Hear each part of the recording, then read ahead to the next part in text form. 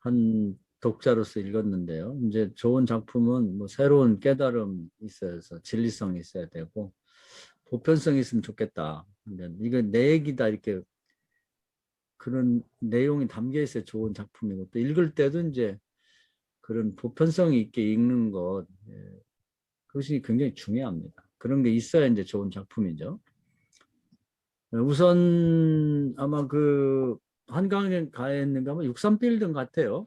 겉에 황금색으로 돼 있고 5공화국 6공화국 때 경제 개발의 어떤 상징처럼 그렇게 해서 얼마 전까지는 우리나라에서 가장 높은 빌딩이었죠. 63빌딩. 근데 이제 그건 일종의 뭐 자본주의 상징이라고 봐야 되겠죠. 근데 이제 제일 높은 층은 회장 아니면 사장실이니까 자본가, 회장은 자본가니까 그건 딱 정해져 있어요. 자본가는 망하기 어렵습니다.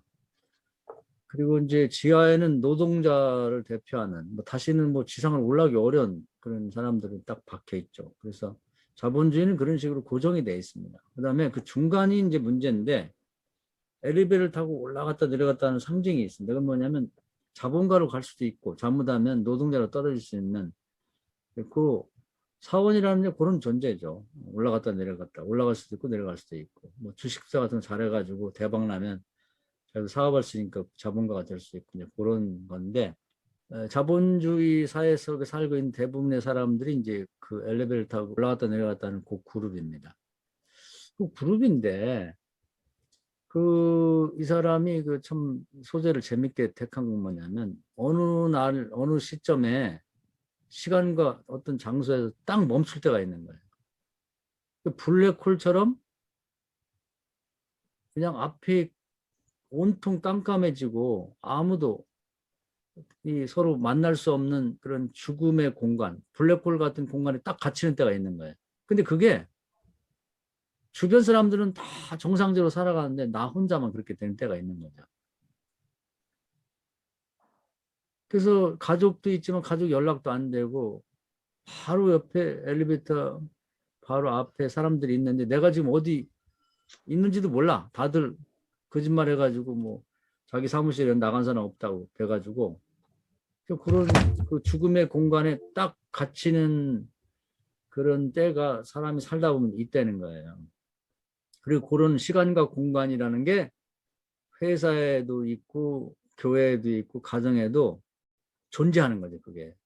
근데 그게 어느 시기, 어느 시점, 어느 장소인지는 몰라. 근데 거기에 딱 갇히는 때가 있는 거예요. 근데 우리는 그걸 잘 모르고 사는데 거기 갇히게 되면 세상과 완전히 단절되면서 자기 혼자만 거기를 견뎌내는 그런 게 있는 거죠. 여기는 뭐 영주라는 사람하고 강현이라는 사람이 있지만 그 둘은 별 의미가 없어요. 서로가 똑같이 갇힌 상태가 되는 겁니다. 같은데 그게 꼭 엘리베이터 하면 갇히는 게 아니죠. 뭐냐면 거기 그 강현이라는 사람 얘기를 하는데 아프리카의 어떤 청년을 가둬 놨죠. 그래서 예수 믿으라고 그 그림 있고 먹을 것도 주고 옷도 주고 그러니까 종교라든지 또는 먹을 것이 풍성하고 입을 옷이 충분해도 딱 갇히는 때가 있어요. 그거 아무 관계없이. 거기서 벗어나지 못하면 그냥 죽는 거예요. 거기서 질식사. 어떤 데는 종교마저도 아무 의미가 없는 나를 거기서 벗어나게 못해주는 그런 상황 그런 데 딱 갇힌단 말이에요. 주변에는 다 사람이 있어요. 근데 밖에서 문을 딱 잠그고 같은 상황에 딱 빠지는 때가 있다고. 그때는 죽어요. 또 자기 사무실에 있는 사람은 주변에 사람들이 다 있는데 이렇게 엎드려 있는데 죽었어. 눈에 보이지 않는 그 죽음의 블랙홀에 딱 갇힌 거죠. 다른 사람 몰라. 갇힌 자기만 아는 그런 공간 속에 들어가는 거예요. 그게 사무실 안에도 있고 아프리카도 있고 건물 안에도 있는 거지. 이 갇혀본 경험들이 있을 거예요. 그걸 생각 안 해서 그렇지.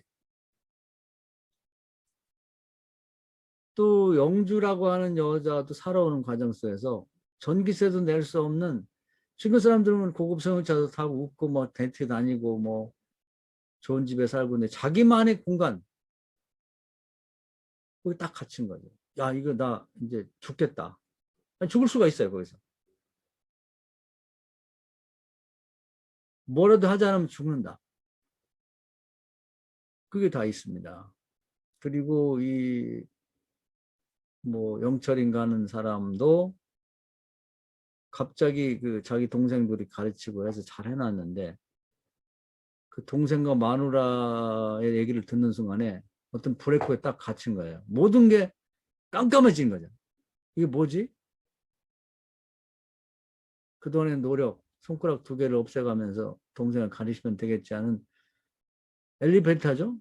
자기 동생과 더불어 자기 삶이 업그레이드 될 줄 알았는데 가다 딱 멈춘 거지. 그런 거 없나요? 경험하지 않았나요? 있을 거예요. 요나 같은 거죠. 방금 전까지 정말 이렇게 왁자지껄한 그런 이제 많은 사람들이 탄 배에 있었는데 하는 순간에 바다로 던져져 갖고 물고기 뱃속에 들어앉았는데 자기 거기 있는 거 아무것도 몰라. 그런 게 있다는 거예요. 살면서 그 어느 시점 어느 장소인지를 모르는데 거기 곳곳에 있어요. 거기 갇히면 다 이렇게 되는 거예요.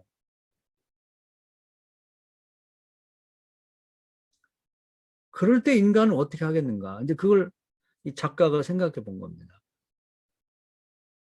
그러면서 이제 그 감옥의 비유를 들면서 감옥에 갇혀 있는 사람, 특히 장기수들, 특별히 또 이제 그 독방 같은 데 갇힌 사람은 갇혀보지 않은 사람은 모르죠. 거기서 뭐냐면 인형을 만든다. 인형, 칫솔이나 쓰다가 버린 쓸모없는 걸. 그리고 머리카락, 자기 머리카락을 뽑아서라도 인형을 만든다. 그 인형이 뭐냐면요.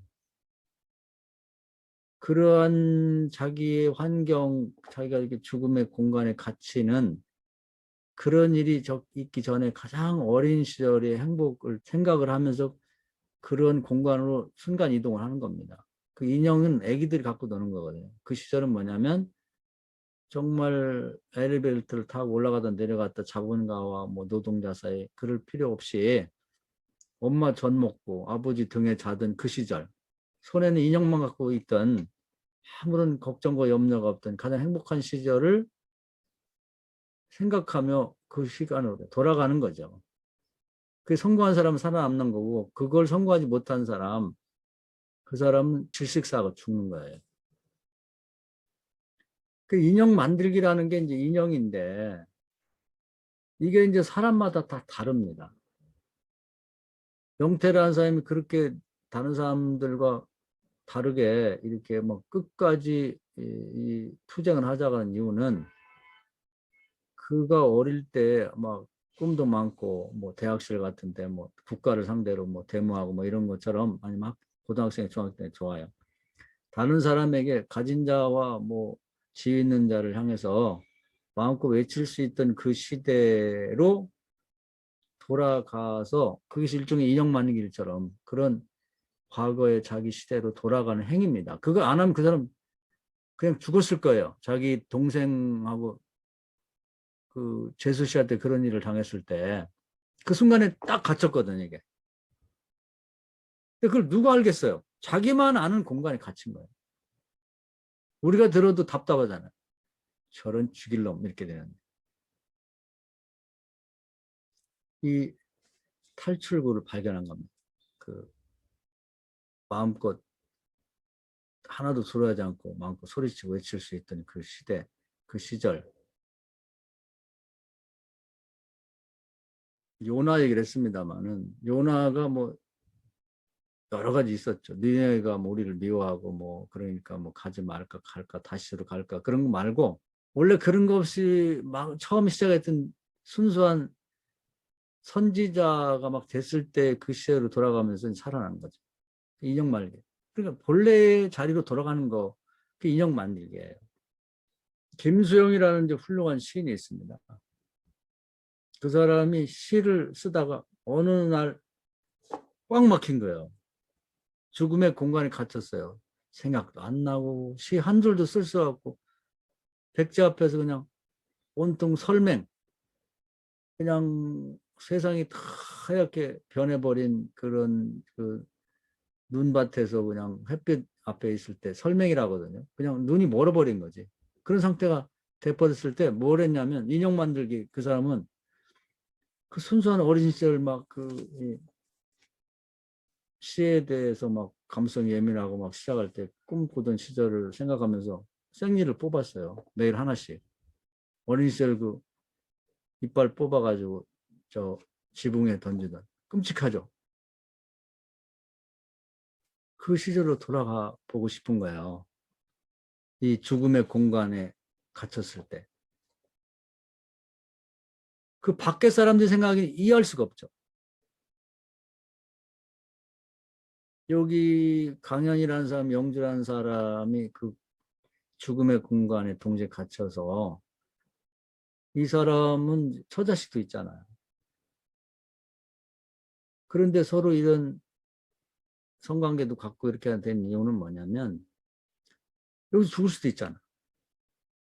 그러니까 그런 관계라든지 뭐 내가 이 회사에서 무슨 뭐 차장이고 집에 가면 처자식이고 그런 것들은 아무 의미가 없는 공간에 딱 갇히게 되는 거예요. 그러면 어디로 들어가냐면 자기가 할 수 있는 일. 아직도 결혼을 아직 생각해 보지도 않고 누구든지 사랑하고 연애할 수 있는 그런 시절로 다시 돌아가는 거죠. 그래서 아무 꺼리낌 없이 옛날에 결혼하기 이전에 감정을 갖고 이제 두 사람이 그런 관계를 갖는 거고, 거기서 벗어나면 이제 그 여자는 오퍼레이터가 돼서 가는 거고 나는 이 회사의 차장이자 한 가정의 가장으로서의 그 상태로 돌아가는 거죠. 그리고 그게 어느 곳엔가 존재해요. 이게. 그게 갇힐 때 오래 갇혀 있는 경우도 있고 짧게 갇혀 있는 경우도 있거든요. 거기서는 인형인데 뭐 인형이 뭐 여자 인형일 수도 있고 남자 인형일 수도 있고 어린 시절 아니면 그게 뭐 남자 여자가 아니고 그냥 강아지 인형일 수도 있죠. 근데 어린 시절을 얘기하는 거예요. 아무 걱정과 염려도 없던 시절. 그걸 그 시절로 돌아가고 싶고 가장 행복했던 시절을 얘기하는 겁니다. 그리고 가장 순수했던 시절. 오리게네스라는 사람이 있어요. 근데 이 사람은 그 자기의 어떤 성적인 욕구를 이길 수가 없는 거야. 근데 처음에 그 자기가 이렇게 서운하고 뭐 정말 이 참된 신앙이 되고자 하는 때가 있었는데 어느 순간에 자기가 딱 갇힌 거야. 나 이건 거기서 잘못하면 자살하는 죽어요. 그 자기가 거세려 버립니다. 자기가 스스로. 그 시로 돌아가고 싶은 거예요. 인형 만들기, 인형을 갖고 놀던 나에게 가장 행복했던 그 순수했던 시절로 돌아가고 싶은 행동을 하는 겁니다. 그건 신부가 됐든 목사가 됐든 아니면 한 가정의 가장이 됐든 아가씨 됐든 관계없어요. 근데 그게 도처에 있는 거야. 우리가 몰라서 그렇지 새롭다는 게 그겁니다. 이런 시 공간이 엘리베이터에 있을 수 있고 다른 사람이 다 있는 책상, 사무실의 책상일 수도 있어요. 아프리카일 수도 있고 아니면 교회의 어떤 한 공간일 수도 있거든요. 가정일 수도 있어. 근데 그 공간에 딱 한번 갇힐 때는 그냥 그 자리가 거기를 벗어나지 못하면 죽는 거예요.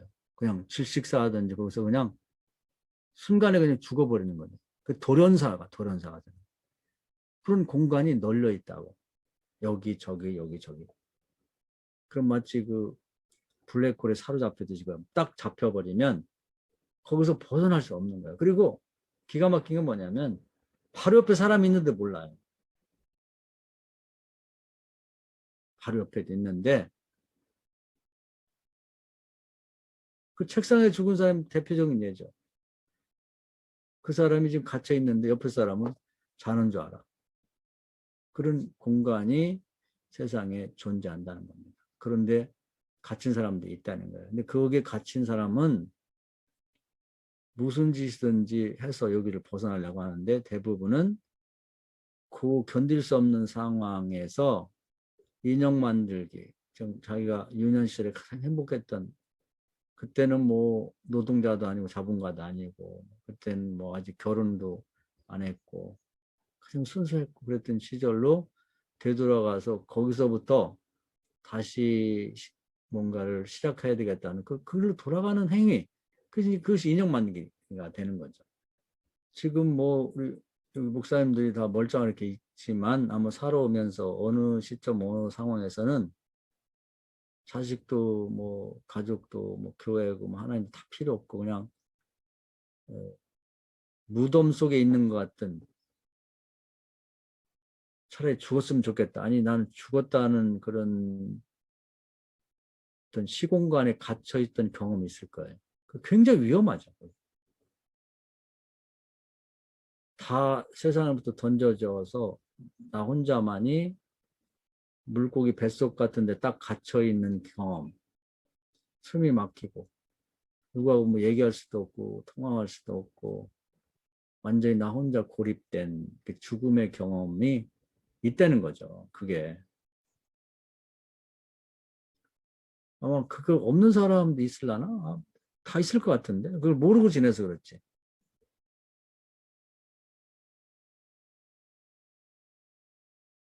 대개는 이제 그런 걸 잘 뭐 기도를 하든 뭐 이제 기도도 사실은 지금의 이 완전히 세속화된 뭐 이렇게 일상화된 이런 경험은 안 되고, 뭐 계시록에 가끔 제가 얘기합니다만 첫사랑을 경험했던, 하나님을 처음에 만났던 그때, 그때로 돌아가서 거기서 하나님을 다시 만나는 그 인형 만들기였네요. 어린 시절 행복했던, 그때는 뭐 목사가 되고 뭐 속 썩고 이런 거 말고 그냥 마냥 하나님을 만나서 그 첫사랑의 경험 너무 좋았던 그 경험으로 돌아가는 거죠. 그래서 이 책을 읽으면서는 저도 그런 경험이 여러 차례 있었거든요. 아, 이런 것이 어떤 시각과 어떤 장소에서 내가 알지 못하는 곳에서 이럴 수 있구나. 그런 것을 나는 경험했고, 이게 마치 둥둥 떠다니면서 우리를 사로잡으려고 떠다니는 무슨 물체, 블랙홀이라 우주의 블랙홀 같은 것들이 존재하고, 그래서 이걸 우리도 조심해야 되고 그럴 때 내가 어떻게 했는지를 한번 생각해 볼 필요가 있어요. 그리고 주변에 이런 사람이 있는지를 살펴볼 필요가 있습니다. 그리고 그런 사람들이 이상한 행동과 짓을 하더라도 아, 이 사람이 이런 상황에서 이렇게 했구나 하는 걸 이해할 필요가 있는 거예요. 그걸 그때 이제 안 죽고 살아난 걸 다행으로 생각해요. 그때 무슨 짓을 하든 간에 마지막 그 살고자 하는 그런 절교죠. 어떻게 보면 철딱선이 없는 것 같고 뭐 유치하고, 아니 뭐 머리카락으로 인형을 만들고 있어 그래. 그렇게 말할 수 없어요. 아니 그 상황에서 그럴 수 있어? 그렇게 말할 수 없다니까. 안 그랬으면 죽었어요. 죽었다고. 그래서 그 무덤에 갇힌 나사로 그거거든요.